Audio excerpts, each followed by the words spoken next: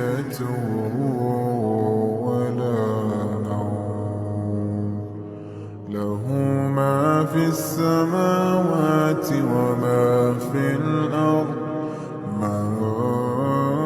ذَا الَّذِي يَشْفَعُ عِندَهُ إِلَّا بِإِذْنِهِ يَعْلَمُ مَا بَيْنَ أَيْدِيهِمْ وَمَا خَلْفَهُمْ وَلَا يُحِيطُونَ بِشَيْءٍ